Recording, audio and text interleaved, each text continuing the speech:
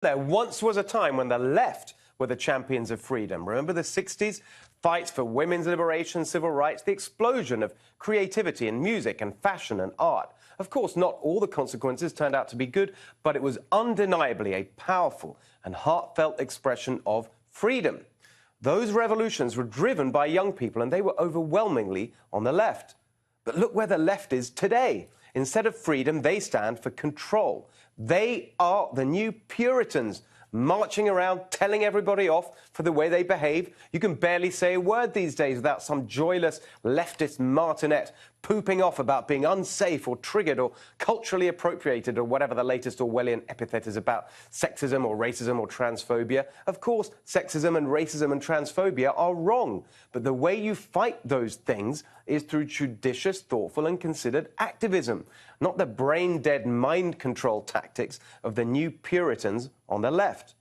And the left today is not just puritanical, it's tyrannical. They tell you what you're allowed to think, what you're allowed to do, what you're allowed to say.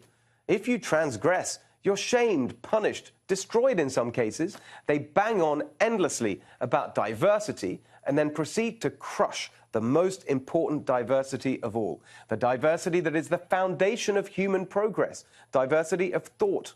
There is no freedom of thought, of speech, of anything on the left these days, only conformity, a miserable, joyless conformity as the new Puritans impose their intolerant, bigoted, narrow-minded worldview on everybody else. The left's new Puritans are taking over the Democratic Party and imposing their identitarian attitude on everything there.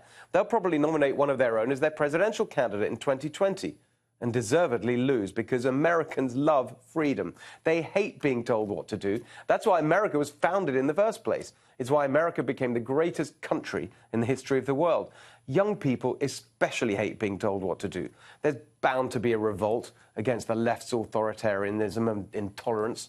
So, while the Democrats might think their Puritan takeover is good politics today, it will come back and bite them in the end, because the instinct for freedom is deep and strong, and especially heartfelt in young people.